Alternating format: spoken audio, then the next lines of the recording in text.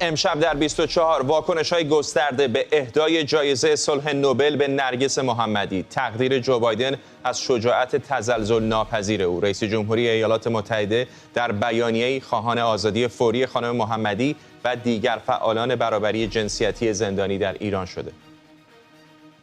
حمایت از زنان ایران در واکنش‌های جهانی به نوبل صلح نرگس محمدی. دبیرکل سازمان ملل گفته جایزه خانم محمدی یادآور اینه که حقوق زنان در جهان با سرکوب شدید مواجهه. و آرمیتا گراوند همچنان در اغما بدون نشانه‌های بهبود، همزمان با تشدید تدابیر امنیتی در بیمارستان فجر تهران. از واشنگتن دی سی این 24 است با فرداد فرحزاد.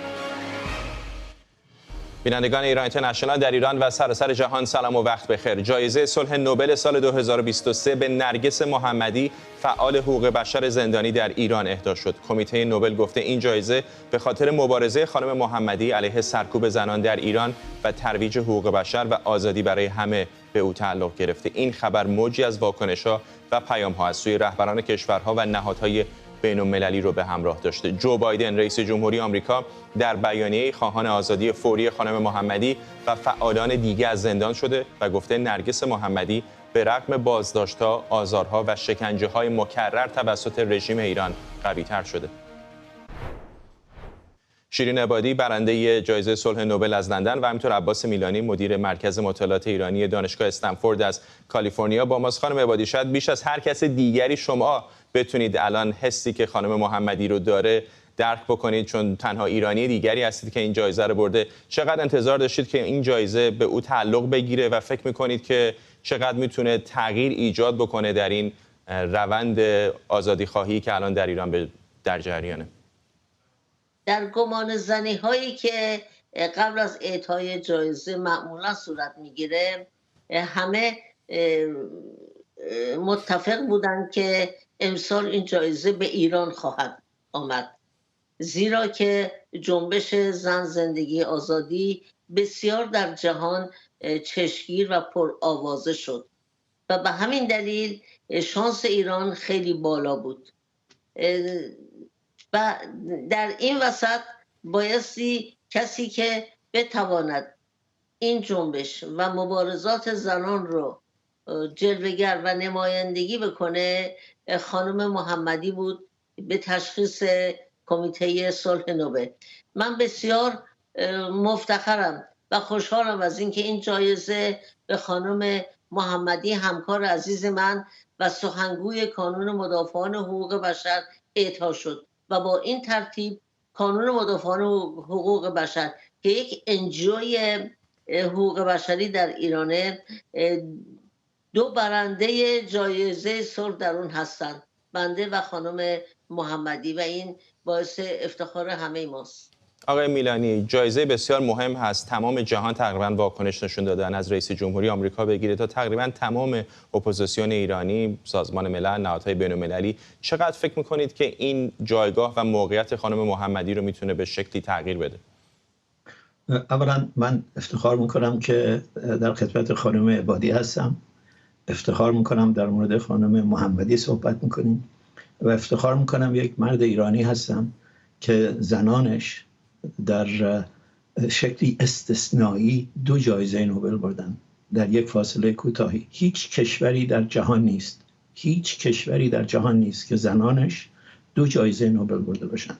به همین خاطر به کوری چشم جمهوری اسلامی جنبش زنان و آزادیخواهی اونها و دادخواهی اونها پدیده جهانی است و پدیده شکست ناپذیره و این 2 بانو، خانم عبادی و خانم محمدی و دیگر کسان مثل خانم فراوانند، اسامی فراوانند، واقعا یک چهره از ایران به دنیا شناسوندن که به گمان من برای هر ایرانی افتخاره که بگه من ایرانی هستم، چه مرد چه زن.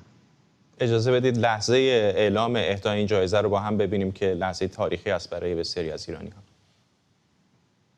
زن، زندگی، آزادی. Women, life, freedom. جایزه صلح نوبل 2023 به نرگس محمدی برای مبارزاتش علیه سرکوب زنان ایران و مبارزه او برای ترویج حقوق بشر و آزادی برای همه افراد تعلق می‌گیرد. این راه برای نرگس محمدی هزینه‌های جدی داشته. رژیم جمهوری اسلامی او را 13 بار بازداشت کرده، 5 بار محکوم شده، بیش از 31 سال حکم زندان گرفته به همراه 154 ضربه شلاق. در حال حاضر که دارم با شما صحبت می کنم، خانم محمدی در زندان است. As I speak. همچنان با شیرین عبادی برنده پیشین جایزه صلح نوبل از لندن و همینطور عباس میلانی مدیر مرکز مطالعات ایرانی دانشگاه استنفورد از کالیفرنیا هستیم. خانم عبادی، موقعی که شما هم جایزه رو برده بودید روشن بود که جمهوری اسلامی خرسند نیست. حتی رئیس جمهوری اصلاح طلب وقت آقای محمد خاتمی گفته بود که این جایزه سیاسی است. ولی الان در مورد خانم محمدی در شرایطی جایزه به او اهدا شده که اصلا او در داخل زندان‌های جمهوری اسلامیه. چقدر به نظرتون این باعث رسوایی جمهوری اسلامی در جامعه جهانی میشه؟ هشت رسوایی جمهوری اسلامی از مدت‌ها قبل بر زمین افتاده و هر چی اتفاقی که میفته این رسوایی رو بیشتر و پررنگ‌تر میکنه. کشته شدن مهسا، کشته شدن بیش از 500 جوان در جنبش مهسا و کور کردن تعداد زیادی از افرادی که هیچ گناهی نداشتن جز اینکه فقط در خیابان راهپیمایی کرده بودن که این هم به موجب قانون اساسی مجاز است و در آخر به خاطر ضربه‌ای که به آرمیتا زدن و الان این طفل معصوم در حالت کماست. همه اینها نقاط سیاه کارنامه جمهوری اسلامی ایران است که خوشحالم سازمان ملل متحد بالاخره کمیته حقیقتیاب رو برای ایران تشکیل داد و می توانند از این طریق مردم موارد خودشون رو مستنداً به این کمیته بگن و مسلماً حرفای این کمیته در روزی که نه چندان دور است در دادگاه بین المللی علیه جمهوری اسلامی به کار خواهد رفت. آقای میلانی، الان هر روزی که میگذره جمهوری اسلامی حکومتی شناخته میشه که یک برنده جایزه صلح نوبل در زندانهاش محبوسه. چقدر فکر میکنید که میتونن به حبس او ادامه بدن؟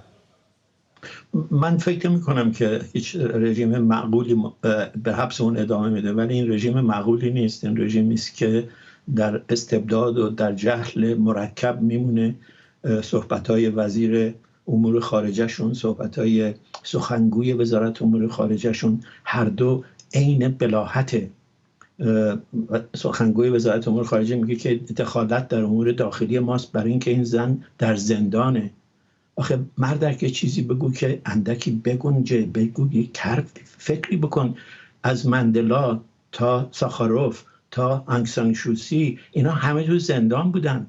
دخالت در امور داخلی شما نیست. شما هستید که شرم جهانی، شما هستید که همه حقوق مردم ایران رو گرفتید، حاکمیتشون رو گرفتید. وزیر امور خارجه هم میگه که باید جایزه رو به جایزه صلح رو به قاسم سلیمانی میدادن. اگر یک جایزه در جهان به سلیمانی تعلق میگیره جایزه جنگه که اون تا به حال به کسی داده نشده.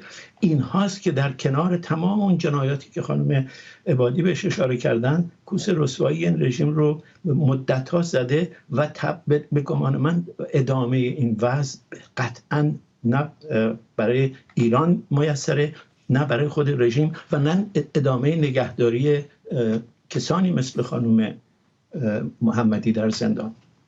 خانم عبادی، طبیعتاً جایزه صلح نوبل یک شناسایی بزرگ بین‌المللی است و یک افتخار برای هر کسی که اون رو دریافت میکنه و در این حال به گمانم به خصوص چنین جایزه مسئولیت‌های زیادی هم به همراه داره. به عنوان تنها کس دیگری که این جایزه رو گرفته از کمیته نوبل، چقدر فکر میکنید که الان مسئولیت خانم محمدی علیرغم اینکه در زندان هست بیشتر از گذشته شده؟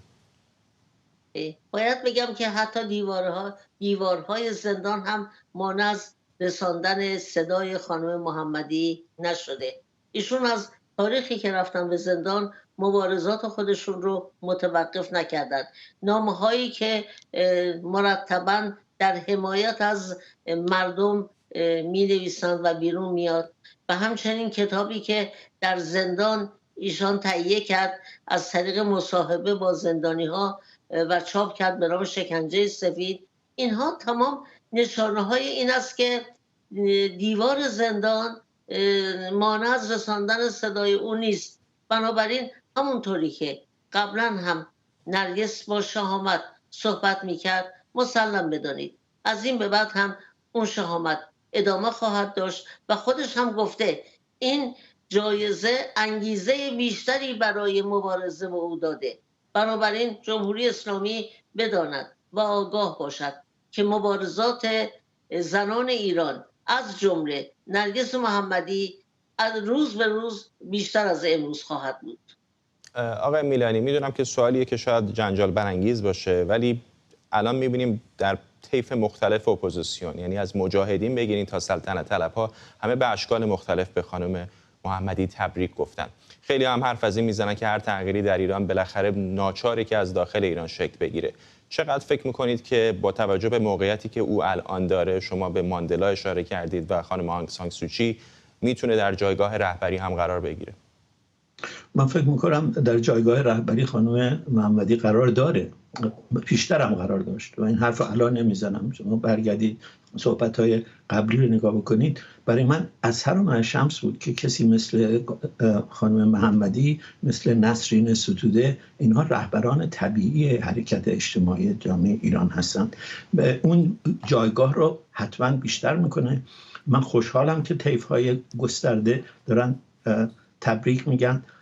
امیدوارم بعضی از این طیف‌هایی که الان دارن تبریک میگن برگردن بعضی از پیام‌های قبلیشون رو، بعضی از حملات قبلیشون رو بهش یک بازاندیشی بکنن و از این نوع حملاتی که در قبل میکردن و فایده جز تفرقه نداشت و کمکی جز به جمهوری اسلامی نمیکرد، از این به پس خودداری کنن و حرف خانم محمدی گوش کنن، حرف خانم عبادی گوش کنن. خانم عبادی چند سال دارن میگن، خانم محمدی از زندان میگن که این رژیم موندنی نیست و راه رفتنش وحدت گسترده همه نیروهای مخالف این رژیمی که یک اکثریت عظیم مردم ایران رو تشکیل میده. ممنونم از هر دوی شما. عباس میلانی، مدیر مرکز مطالعات ایران در دانشگاه استنفورد از کالیفرنیا، و شیرین عبادی، برنده پیشین جایزه صلح نوبل از لندن با ما. این هم اشاره بکنم که در برنامه بعدی 24 به صورت مفصل به این موضوع میپردازیم. در کنار شیرین عبادی که دقایق پیش باهاش گفتگو کردیم، شماری دیگر از چهره‌های شناخته شده ایرانی مخالف جمهوری اسلامی هم به این جایزه واکنش داشتن. شاهزاده رضا پهلوی گفته مبارزه آزادیخواهان و زندانیان سیاسی چون خانم محمدی، فاطمه سپهری، منوچهر بختیاری، توماج صالحی، ناهید شیرپیشه و بسیاری دیگر تا آزادی ایران ادامه داره. حامد اسماعیلیون با تبریک این جایزه نوشته آنچه از نرگس محمدی میشه آموخت پیگیری و استقامت در مبارزه است.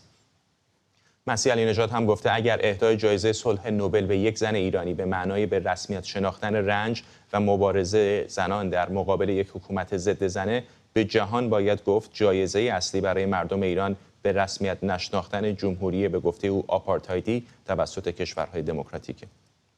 نازنین بنیادی، بازیگر و فعال حقوق بشر، هم گفته نرگس محمدی مدافع سرسخت حقوق بشر ایرانه که به خاطر کار شجاعانش در زندانه. در ایران هم شماری از زندانیان سیاسی در بیانیه مشترک اهدای جایزه صلح نوبل به نرگس محمدی رو تبریک گفتند.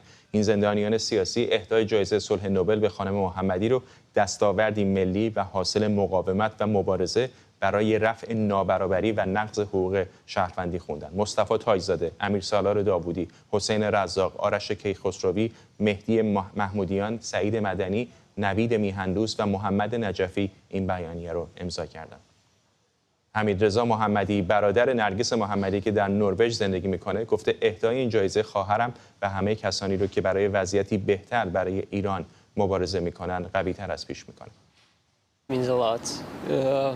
اهدای این جایزه از جنبه‌های مختلف معانی زیادی داره. از یه طرف برای خواهرم و همینطور به رسمیت شناخته شدن کار سختی که انجام میده و تمام خطراتی که پذیرفته. وقتی این خبر رو شنیدم داشتم تلویزیون تماشا میکردم. وقتی 3 کلمه زن زندگی آزادی رو شنیدم فهمیدم که این جایزه مال ایرانه. غرق احساسات و عواطف شده بودم. اهدای این جایزه فعالان حقوق بشر و به ویژه نرگس رو قوی‌تر میکنه. او در تلاشاش برای احقاق حقوق بشر در ایران همراه با همه کسایی که امیدوار به ایجاد وضعیت بهتری در ایران هستند احساس قوی‌تر بودن خواهند کرد. رئیس کمیته نوبل صلح در گفتگو با مهران عباسیان خبرنگار ایران اینترنشنال گفته این جایزه برای صدها هزار ایرانی که با شعار زن زندگی آزادی در بیش از 1 سال گذشته اعتراض میکنند. Well, first of all, we give the message that Narges Mohammadi is the undisputed leader of women's rights in Iran. قبل از هر چیز ما پیامی فرستادیم مبنی بر این که نرگس محمدی رهبر بلا منازع حقوق زنان در ایران است. همچنین پیام دیگری مبنی بر این که اگر در جامعه‌ای بخواهیم ساختار صلح‌آمیز داشته باشیم، همه انسان‌ها باید از حقوق یکسان برخوردار باشند. امیدواریم که مبارزه با تبعیض علیه زنان، حقوق بشر و دموکراسی در ایران را ترغیب کنیم. این جایزه همچنین موجب دلگرمی زنانی در سراسر جهان است که در شرایطی زندگی می‌کنند که به صورت سیستماتیک مورد تبعیض واقع می‌شوند. به مبارزه علیه تبعیض ادامه دهید. این جایزه همچنین برای صدها هزار ایرانی است که بیشتر از 1 سال است دست به اعتراض زده و شعارشان زن زندگی آزادی است. اینها همه نشان از تمرکز آنها بر حقوق بشر دارد. نرگس محمدی در پیامی که پیش از اعلام جایزه صلح نوبل آماده شده گفته هرچه بیشتر ما رو محدود کنید قوی‌تر میشیم. او در پیامی از زندان اوین گفته جایزه صلح نوبل شتاب بیشتری برای مبارزش برای استقرار دموکراسی، آزادی و برابری میده. خانم محمدی گفته با ماندن در ایران به مبارزه مدنیش در دفاع از مظلومان و علیه نهادهای سرکوب ادامه میده، حتی اگر ناچار بشه باقی عمر در زندان باشه. دبیرکل سازمان ملل متحد هم در واکنش به این جایزه گفته اهدای جایزه صلح نوبل به نرگس محمدی یادآوری مهم این نکته است که حقوق زنان و دختران با سرکوب شدید از جمله آزار و اذیت مدافعان حقوق بشر در ایران و دیگر نقاط جهان مواجهه. به گفته آنتونیو گوترش این جایزه ادای احترام به همه زنانی که با به خطر انداختن آزادی، سلامت و حتی جانشون برای احقاق حقوقشون مبارزه میکنن. مریم رحمتی همکارم از نیویورک با ماست. مریم، زمان زیادی طول نکشید تا دبیرکل سازمان ملل هم واکنش نشون بده.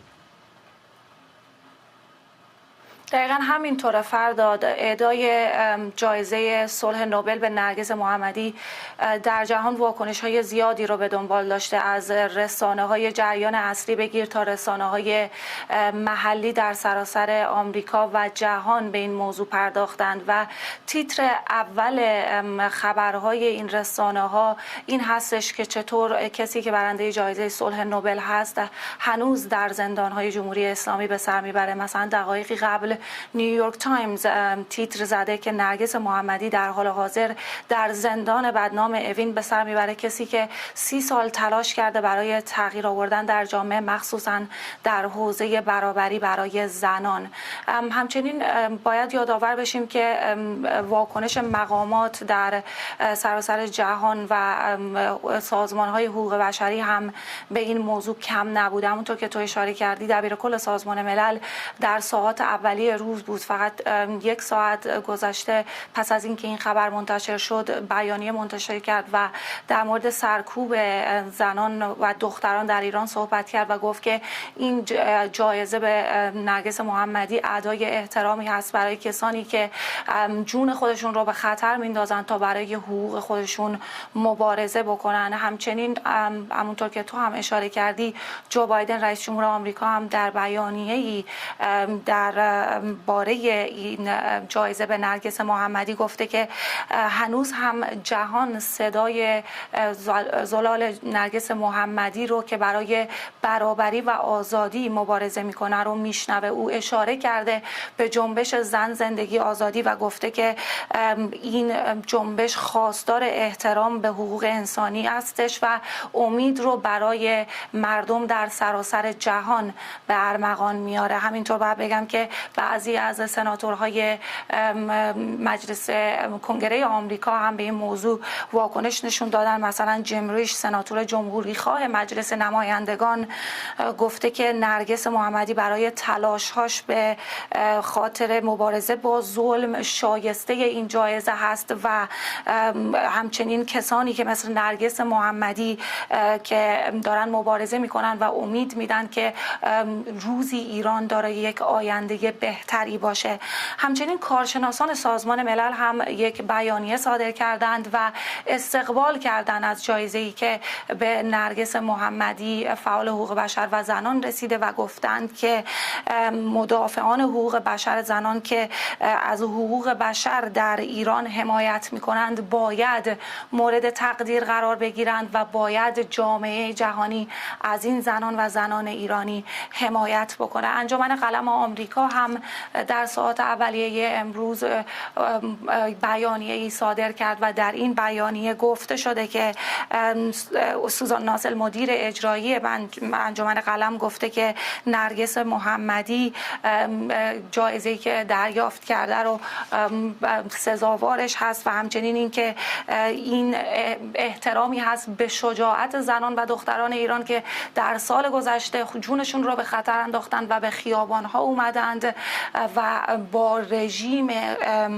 وحشی که شبیهش در جهان وجود نداره مبارزه کردند. واکنش‌ها همچنین ادامه داره فرداد در رسانه‌های آمریکایی و همونطور که تو هم اشاره کردی و رسانه‌های جهان بهش میپردازن این هستش که نرگس محمدی در سالهای گذشته تلاش زیادی کرده تا بتونه صدای مردم ایران باشه، تا بتونه برابری رو در جامعه براش بجنگه، برابری زنان، حقوق اجتماعی و همچنین اینکه چطور هنوز کسی مثل نرگس محمدی با وجود تمام آزارها، شکنجه‌ها و چند بار دستگیر شدن هنوز خاموش نشده و توجه رو به سمت جنبش زن زندگی آزادی آورده و اینکه این جایزه میتونه تأثیر زیادی بر این داشته باشه که زنان ایران به مبارزات خودشون برای حقوق اولیه خودشون، برای آزادی خودشون ادامه بدن. ممنونم از تو مریم رحمتی، همکارم از نیویورک. علی رحمانی پسر نرگس محمدی گفته که به مادرش افتخار میکنه و این جایزه نه فقط برای مادرش بلکه برای همه مردم ایرانه. من خیلی زیاد به مادرم افتخار میکنم. خیلی هم خوشحالم. چیز زیادی برای گفتن ندارم. همانطور که پدرم گفت شما میدونید که این جایزه فقط برای مادرم نیست، بلکه برای مبارزه‌ای است که ما داریم در ایران انجام میدیم. مبارزه‌ای که ما در ایران آغاز کردیم که فداکاری زیادی براش انجام شده و افراد زیادی به خاطرش کشته شدن. پس این جایزه فقط برای مادرم نیست، بلکه برای مردم ایرانه. اما نرگس محمدی در ربع قرن کنشگری پیوسته و استوارش برای حقوق بشر چه روند و مسیری رو طی کرد و تاکید او بر گذار از جمهوری اسلامی با تکیه بر جنبش‌های اجتماعی و نافرمانی مدنی چه دلایل و نشانه‌هایی داشته؟ نگاه کوتاه به تلاش‌های بی‌وقفه این کنشگر حقوق بشر که همچنان در اوین زندانیه در گزارش فیروزه جابانی. زندگی لحظه تاریخی دیگری برای جنبش مهسا و افتخاری برای ایرانیان. The Nobel Peace Prize for 2023 to نرگس محمدی. پرنده سفید صلح نوبل امسال بر شانه زنی نشسته است که حتی دیوارهای بلند زندان اوین هم نتوانسته صدای حق‌خواهی و روشنگری او را خاموش کند. و مادر با تک تک لحظه‌های شکنجه فرزندش شکنجه می شود. فعال حقوق بشر زندانی از حامیان زن، زندگی، آزادی که مجموعاً به 13 سال زندان و بیش از 150 ضرب شلاق محکوم شده. بارها از سوی حکومت بازداشت شده و هر بار با تحمل هزینه سنگین‌تر اما جسورانه تر به زندان بازگردانده شده. آمان تولدت مبارک. ما 8 ساله که تو ندیدیم و باز 1 سال هست. مادر 2 فرزند که حتی از شنیدن صدای فرزندان خود محروم بوده. با این همه در گزارش‌های مستند از شرایط سخت مادران در بازداشت و جنایات حکومت پرده برمی‌دارد. بچه‌شو ببرن. مستند شکنجه سفید روایتی است از سلول‌های انفرادی جمهوری اسلامی به کارگردانی و تهیه کنندگی نرگس محمدی.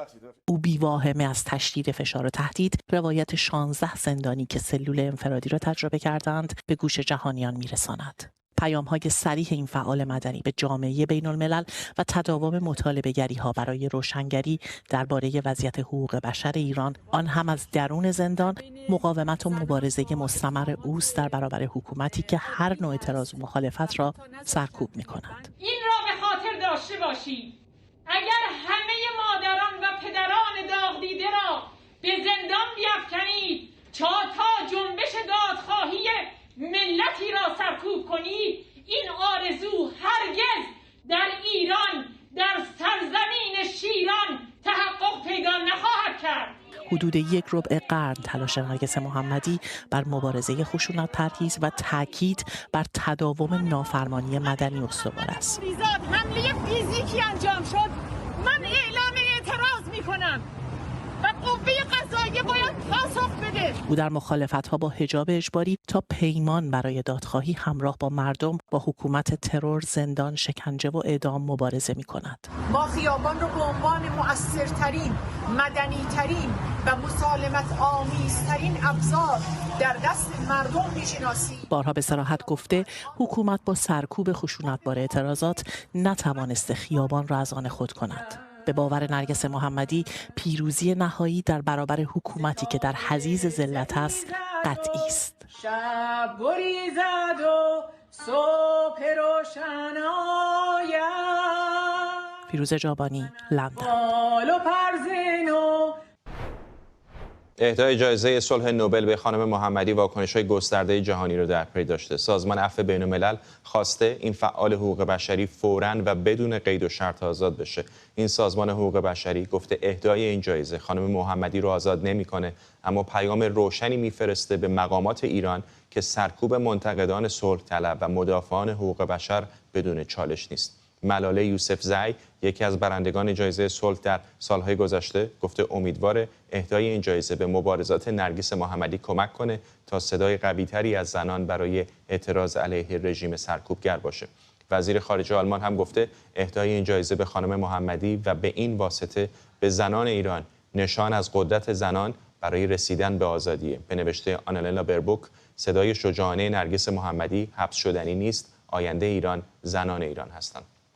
اما در پاسخ به موج واکنش‌های جهانی به این جایزه، وزیر خارجه ایران گفته لایق‌ترین نماد صلح جهانی به گفته او قاسم سلیمانی بوده. حسین امیرعبداللهیان در پستی در حساب اکسش نوشته قاسم سلیمانی 2 دهه با تروریسم مبارزه و از این راه امنیت منطقه و جهان رو تضمین کرده. سخنگوی وزارت خارجه ایران همین جایزه رو اقدامی سیاسی خونده. مهرانگیز کار، حقوقدان از واشنگتن با ماست. خانم کار، تقریبا همه جهان در این ساعت‌های گذشته تبریک گفتن به جز خود مقامات جمهوری اسلامی که گفتن قاسم سلیمانی شخصی شایسته‌تر بود برای این جایزه.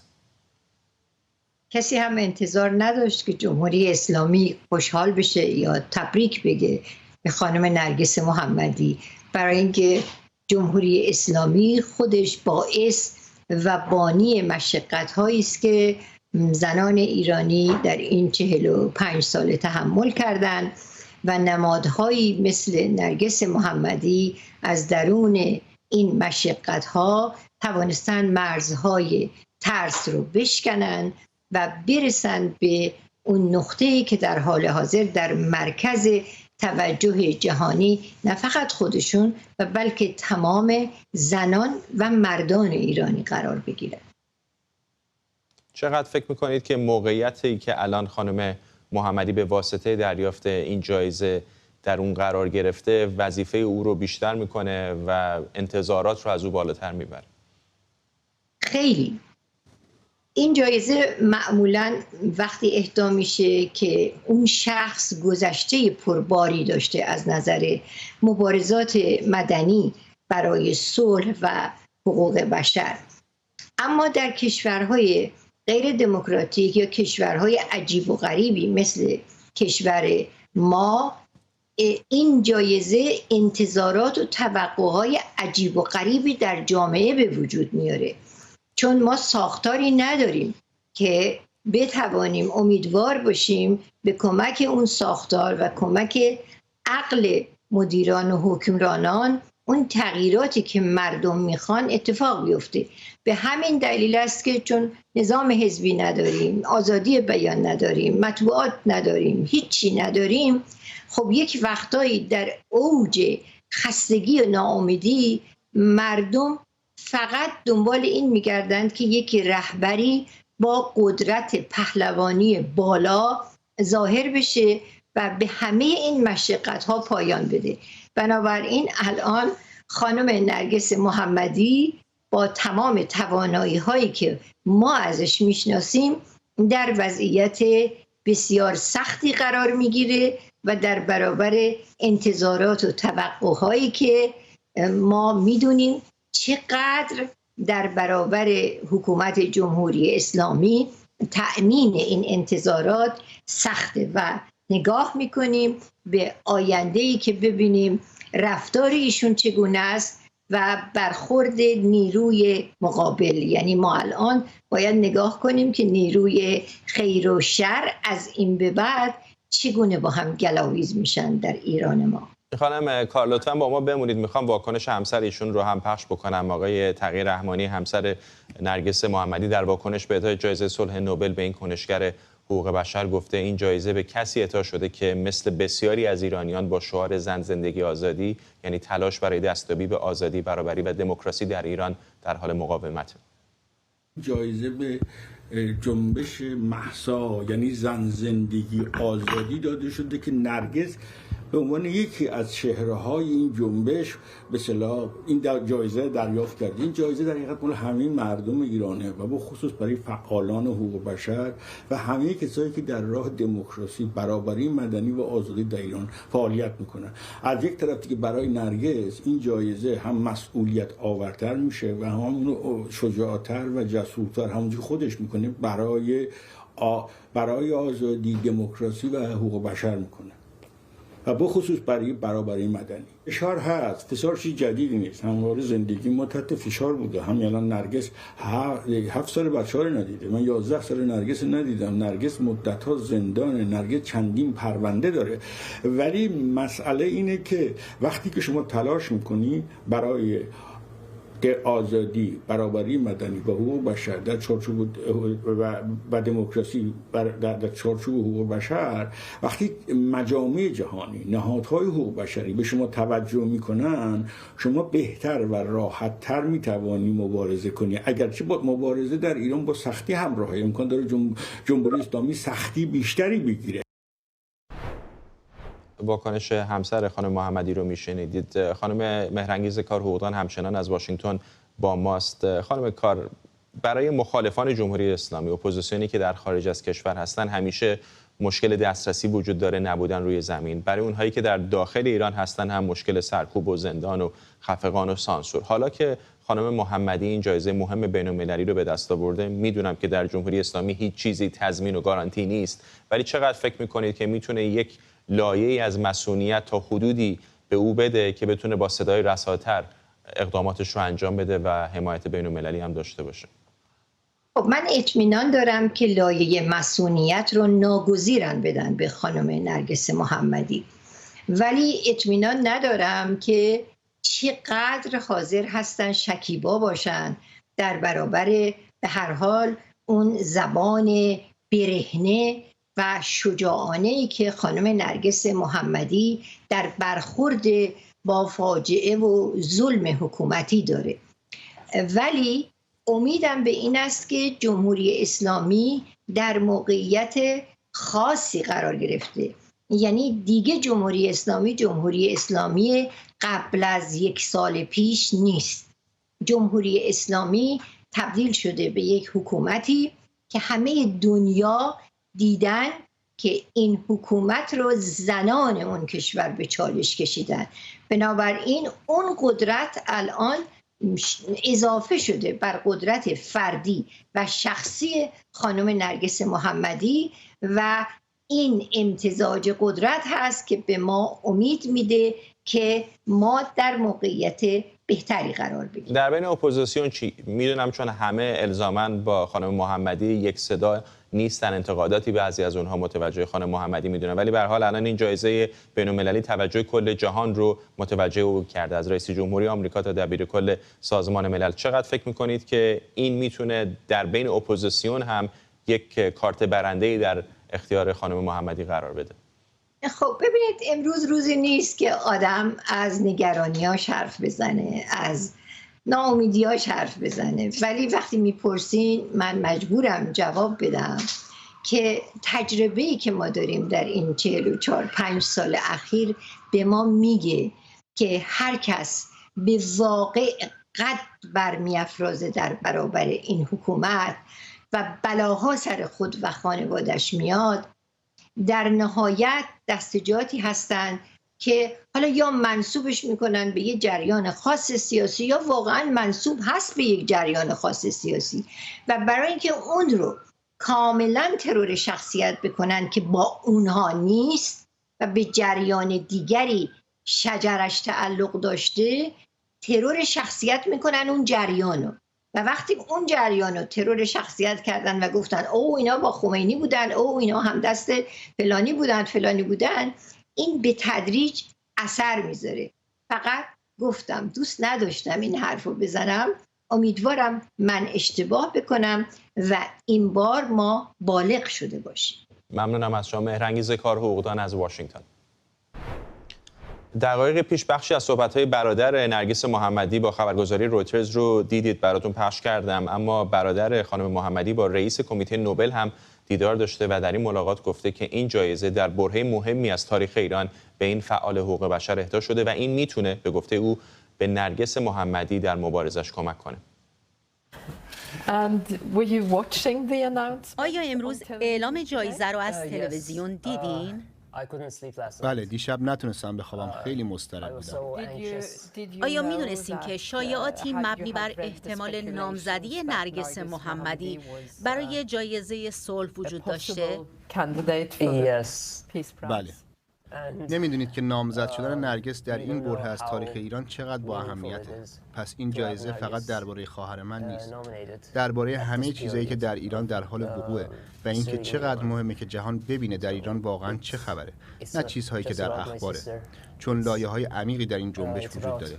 این یکی از بزرگترین جنبش‌ها در ایرانه و این همزمانی برنده شدن نرگس و آن عبارت نمادین زن زندگی آزادی که دیروز تمرین کردیم و خیلی خوب بود که شنیدمش و از شما ممنونم اونو به کار بردید. پس اون لحظه اعلام جایزه رو دقیقاً درک کردین؟ بله. معمولاً وظیفه منه که قبل از اعلام خبر با برنده جایزه صلح تماس بگیرم، بهش تبریک بگم و از طرف کمیته نظر فوریشو بخوام. البته امسال این امکان پذیر نبود، اما اجازه بدین از شما بپرسم، وقتی تلویزیون رو نگاه کردین و اعلام خبر رو شنیدین، اولین واکنشتون چی بود؟ یاد فیلم شهر فرشتگان افتادم که نیکولاس کیج در اون یک فرشته است که سقوط کرده و معنی اشک رو نمیفهمه و میگه شاید احساسات اونقدر قویان که باید از چشم بیرون بیان. دقیقاً همون حس بود. هیچ راهی برای کنترل اون همه احساس وجود نداشت، پس فقط اشک و خوشحالی بود. به عنوان برادر اون فکر میکنین این جایزه برای نرگس چه معنایی داره؟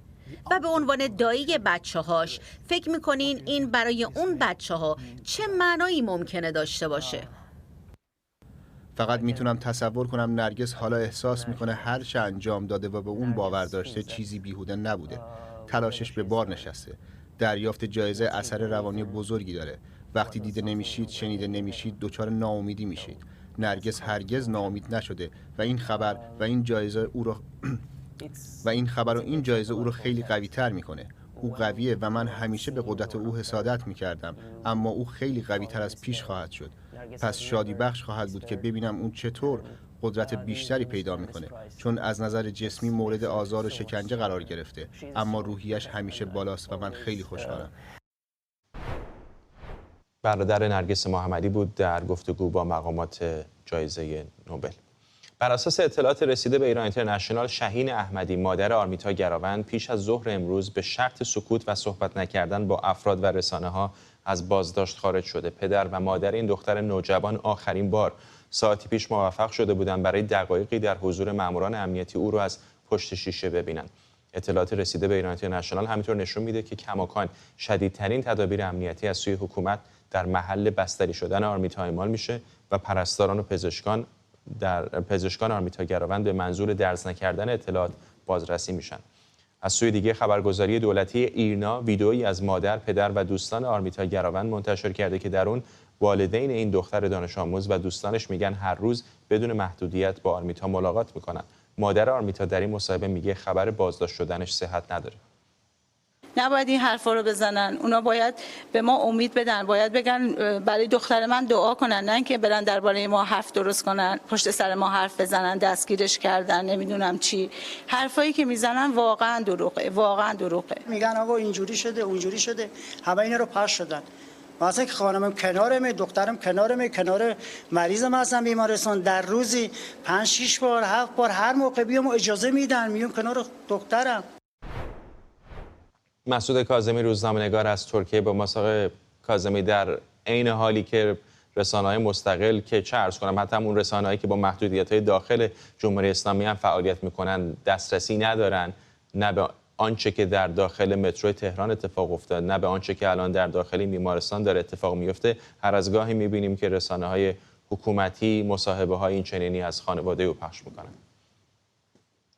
درود بر شما. خب می‌بینیم که جمهوری اسلامی به شدت پیش بینی شده عمل می‌کنه. یعنی من خودم تصورم این بود که بعد از 1 سال گذشته اتفاقاتی که در جریان جنبش زن زندگی آزادی رخ داد، بارها خانواده‌های دادخواه رو به همین شکل آزار دادن، مقابل دوربین قرار دادن، کمی با شیوه متفاوت‌تری عمل بکنن مأمورین امنیتی جمهوری اسلامی. اما از اونجایی که اصولاً از روز اول، از لحظه اول انتشار خبر در مورد آرمیتا طبق معمول که اتفاق افتاده در جمهوری اسلامی این گونه مسائل رو به دست نهادهای امنیتی سپردن، همون شیوه همیشگی تکرار شده. یعنی فشار بر خانواده‌ها، محدودیت‌های امنیتی، رسانه‌ای و نظامی، محدودیت‌های محیطی حتی در اطراف بیمارستان، اطراف خانواده، و خب بعد انتشار این گونه ویدیوها و مصاحبه‌ها. ما و مردم ایران از این گونه مصاحبه‌ها کم ندیدن.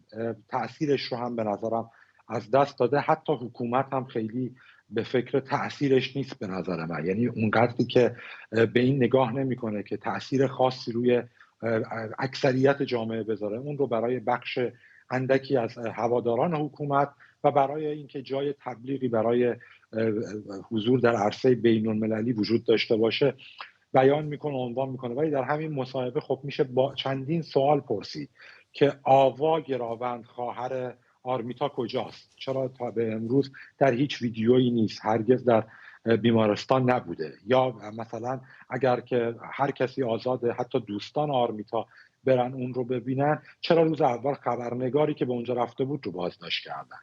یا مثلا چرا هیچ مقام پزشکی، هیچ مقام بهداشتی در مورد وضعیت جسمانی و درمانی آرمیتا صحبت نمیکنه؟ یعنی در 5 روز گذشته شما یک اظهار نظر رسمی از هیچ مقام درمانی پیدا نمیکنید که اصلا بگه آرمیتا در چه وضعیه، آیا بیهوشه، آیا در کماست، آیا درد داره، آیا جایی شکستگی داره. هیچ. مطلقاً فقط یک نمایش رسانه‌ای که همه چیز آرامه، خانواده کاملا آزادی عمل دارن و هیچ اتفاقی نیفتاده. خب تمام اینها به ما این رو فقط یادآوری میکنه که چیزی برای پنهان کردن وجود داره، که انقدر تلاش میشه که شرایط عادی جلوه بده، اما در و دیوار گواهی میدن که خب شرایط عادی نیست. و از همه اینها مهمتر تمام این شرایط امنیتی که وجود داره. ما مگه فراموش کردیم که مثلا همین کار رو با خانواده نیکا شاکرمی کردن؟ خاله‌اش، داییش رو بازداشت کردن، از اونها مصاحبه گرفتن. بعد که در فضای آزادتر اون افراد قرار گرفتن، خودشون اذعان کردن که تمام اون چیزی که گفتن تحت فشار بوده. از اونها مهمتر جامعه ایران تجربه هواپیمای اوکراینی و مازیار ابراهیمی رو داره. مازیار ابراهیمی که همینطور در مقابل دوربین نشست و اعتراف کرد که دانشمندان هسته‌ای ایران رو ترور کرده و بعدتر خود حکومت هم حتی مجبور شد گواهی بده که اینطور نیست. اصولا این شیوه امنیتی عوض اینکه کار دست کارت درمان و وزارت بهداشت باشه، میدونیم که کار دست رسانه‌های حکومتی و نهادهای امنیتی است و خب خروجیش هم طبیعتا چیزی جز این چیزی که دیدیم نیست. ممنونم از شما. مسعود کاظمی، روزنامه‌نگار از ترکیه. اما اینجا در آمریکا دونالد ترامپ با انتشار پستی در رسانه اجتماعی تروت حمایتش رو از جیم جردن برای تصدی پست ریاست مجلس نمایندگان اعلام کرده. رئیس جمهوری سابق آمریکا گفته آقای جردن انتخاب فوق‌العاده‌ای برای این مقام و از حمایت کامل او برخوردار خواهد بود. ترامپ و جردن از متحدین یکدیگر به شمار میرن. آقای جردن از اعضای قدرتمند فراکسیون آزادی به شمار میره که استیضاح رئیس قبلی مجلس رو کلید زد. همکارم آرش علایی از کنگره آمریکا با ماست. میدونم که 2-3 نفر هستن که اسمشون مطرح شده. حالا که وزن دونالد ترامپ پشت آقای جردن رفته، چقدر فکر میکنی که میتونه شانس داشته باشه برای پیروزی؟ ببین، بزرگترین چالشی که فرداد الان رئیس مجلس آینده باهاش مواجه هست انتخاب شدنش نیست، اینکه جلوگیری کنه از سقوط احتمالیش مثل کوین مکارتی با قانونی که همون فراکسیون آزادی، همون فراکسیونی که آقای جیم جردن پشتش هست، به دست آورده است، بر مبنای اینکه حتی یک نماینده هم میتونه تقاضای استیضاح رئیس مجلس رو ثبت کنه. اون قانون هم فعلا پابرجا خواهد ماند مگر اینکه رأی بدهند و تغییرش بدهند. تا وقتی که یک نماینده بتواند رئیس مجلس رو استیضاح کند، جیم جردن که هیچی، خود آقای دونالد ترامپ هم که روز پنجشنبه اومد گفت حاضر است ریاست مجلس رو قبول کند، به برنامه شان هنتی فاکس نیوز گفت این رو. خود آقای ترامپ هم اگر رئیس مجلس بشه در امنیت نخواهد بود و الان میبینید یواش یواش در حزب جمهوری خواه جنب و جوش به راه افتاده است برای اینکه بخواهند این قانون رو برگردونن به اون چیزی که قبلا بود. قبلا شما برای استیضاح رئیس مجلس به عنوان یک نماینده با 7-8 تا امضای دیگه هم جمع می‌کردید. 7-8 نماینده دیگر، حالا بسته به اینکه در چه دوره‌ای بود، چه قانونی گذاشته بودن، یک جماعتی باید جمع می‌شدن، استیضاح رئیس مجلس رو کلید می‌زدن و تا وقتی امثال مت گیتس هستن در مجلس نمایندگان، حرفای ایشون خیلی منطقی هست، ولی میدونیم آقای مت گیتس عاشق توجه هست، عاشق این است که بره رو تیک تاک حرف بزنه، میلیون ویورشیپ بیاره. میدونیم از لحاظ پول درآوردن برای کمپین و کارزار خودش خیلی موفق عمل کرده مت گیتس، ولی همونقدر پول برای حزب در نمیاره.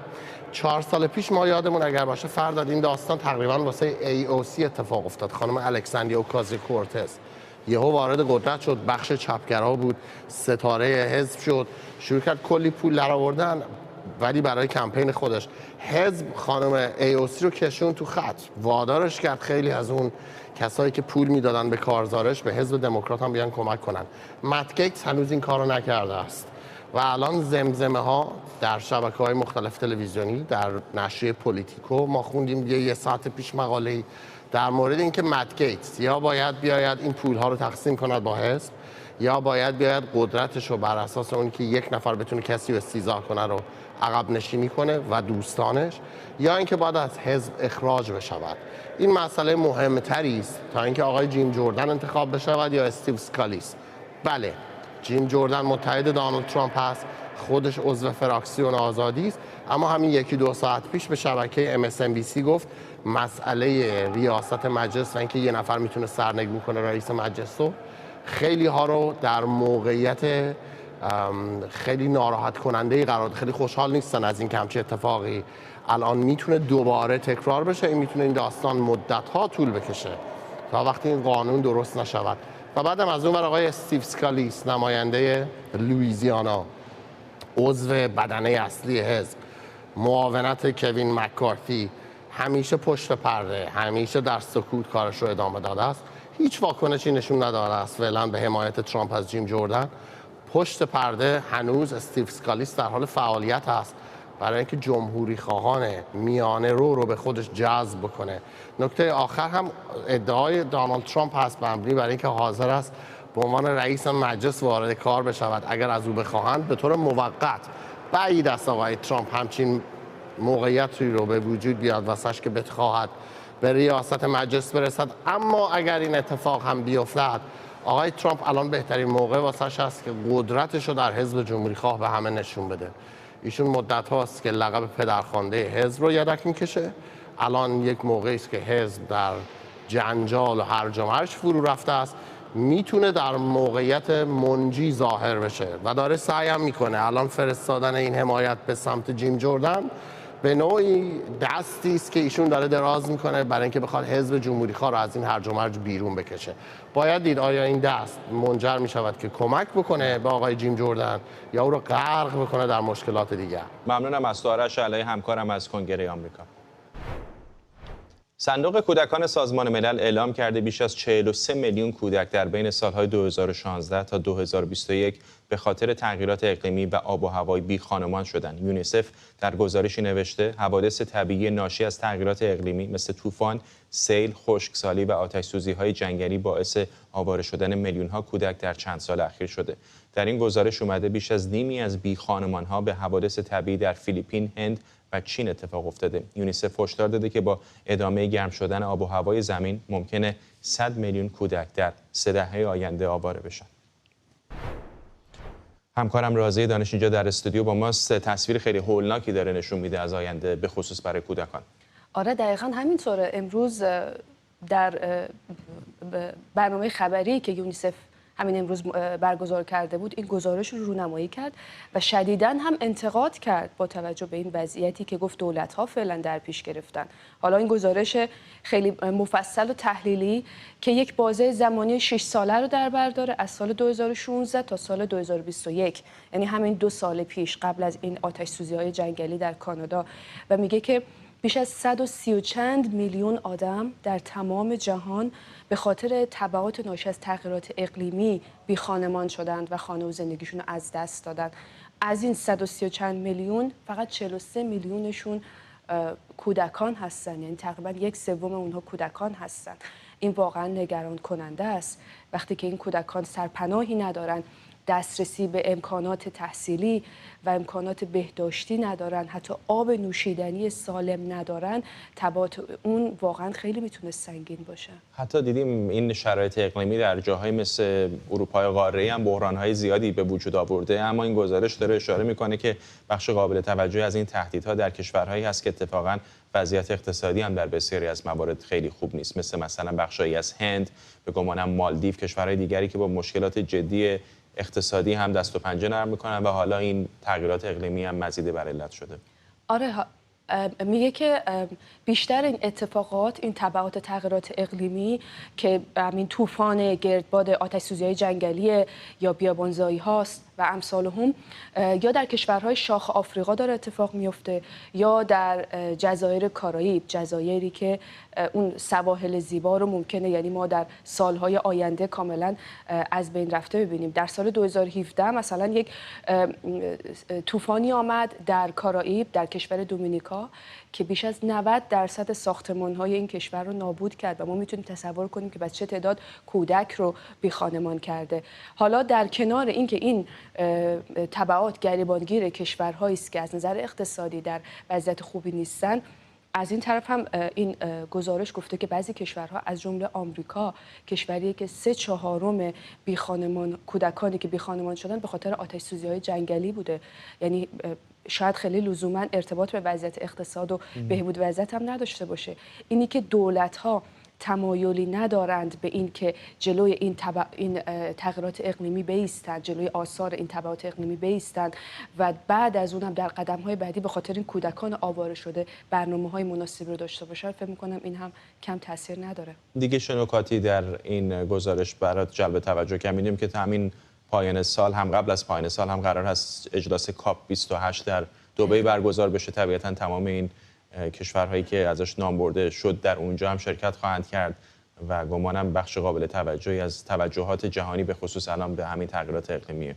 آره دقیقاً گزارش به همین کنفرانس هم اشاره میکنه و میگه که درخواست کرده به شکل جدی که لطفاً در این کنفرانس مسئله تغییرات اقلیمی رو و در رأس اونها وقتی که دارین به خاطر تغییرات اقلیمی، البته اصلا امیدواری کرده که امیدوارم به خاطر این تبعات تغییرات اقلیمی امیدوارم که بیشتر صحبت بشه، ولی باید یکی از محورهای صحبت‌های شما مسئله کودکان باشه. کودکانی که بالاخره وابسته هستند و در خطر استثمار بیشتری هستند و تبعاتی که میتونه این تغییرات اقلیمی داشته باشه روی این کودکان واقعاً نادیده گرفتنی هست. مثلا میگه که خودت هم در این خبر خوندی که بیشترین آمار بیخانمانی کودکان در کشورهای هند، چین و فیلیپین اتفاق افتاده. حالا یک مقدارش ممکنه به خاطر همون وضعیت اقتصادی باشه در هند و مثلا فیلیپین. در چین ممکنه به خاطر مسئله همون نبود اراده‌ای در دولت به خاطر جلوگیری از این تبعات باشه و همینطور هم اشاره کرده که ممکنه حتی جمعیت زیاد هم یکی از دلایلی باشه که آمار کودکان بی خانمان شده در این کشورها بیشتر از بقیه کشورهاست. اشاره‌ای هم داشته که به مسئله خشکسالی، گفته که کودکانی که به خاطر خشکسالی بی خانمان شدن در افغانستان هم خیلی زیاد بودن و این مسئله خشکسالی درگیری‌های منطقه‌ای و کلاً تبعات تغییرات اقلیمی باعث مهاجرت‌های اقلیمی شده و این مهاجرت‌های اقلیمی رو هم باید یک فکر به خاطرش کرد. ممنونم از تو همکارم راضیه دانش اینجا در استودیو با ما و ممنونم از شما که ما رو در این برنامه 24 همراهی کردید.